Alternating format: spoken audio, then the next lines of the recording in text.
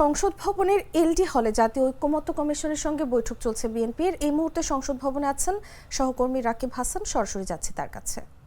বেলা 11টার কিছুক্ষণ আগে বিএনপির 5 সদস্যের একটি প্রতিনিধি দল জাতীয় ঐকমত্য কমিশনের সঙ্গে যে বৈঠক হবার কথা ছিল পূর্ব নির্ধারিত সেই বৈঠকে অংশগ্রহণ করেছেন এবং আমরা দেখেছি যে নজরুল ইসলাম খান বিএনপির যে স্থায়ী কমিটির সদস্য, তার নেতৃত্বে এই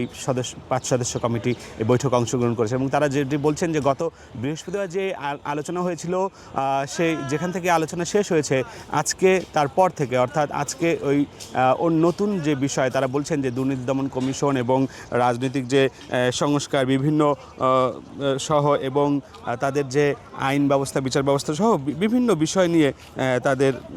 মোট 5টি বিষয়ের উপরে তারা বলছেন যে আলোচনা করবেন এবং আজকে ইতিমধ্যেই এই যে নজরুল ইসলাম খানের নেতৃত্বে যে 5 সদস্য কমিটি যেটি রয়েছে তার মধ্যে যদি আমি জানিয়ে রাখি যে সালাউদ্দিন আহমেদ, বিএনপি চেয়ারপারসনের উপদেষ্টা ইসমাইল জবিউল্লাহ এবং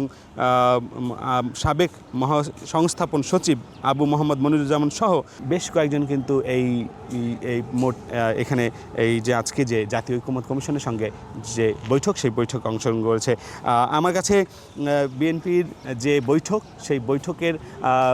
এই ছিল সর্বশেষ সংবাদ। কিছুক্ষণ আগেই তারা বৈঠকে বসেছেন এবং তারা যেটি বলেছেন যে বৈঠক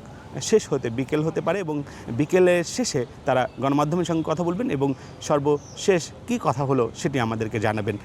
এবং আমি একটু আপনাদেরকে জানিয়ে দিই যে আজকের যে বৈঠক, এই বৈঠকে কিন্তু আমরা গতকালকে দেখেছি যে এনসিপির পক্ষ থেকে একটি এনসিপির যারা প্রতিনিধি দল তারাও কিন্তু এখানে এসেছিলেন। বেশ কিছু দ্বিমত রয়েছে যে সংস্কার কমিশনের পক্ষ থেকে যে প্রস্তাবনাগুলো দেওয়া হয়েছে তার মধ্যে কিন্তু বিএনপির বেশ কিছু দ্বিমত রয়েছে, সেসব বিষয় নিয়ে মূলত কথা হবে। এই ছিল আমার কাছে জাতীয় ঐকমত্য কমিশন এবং বিএনপির বৈঠকের সর্বশেষ তথ্য।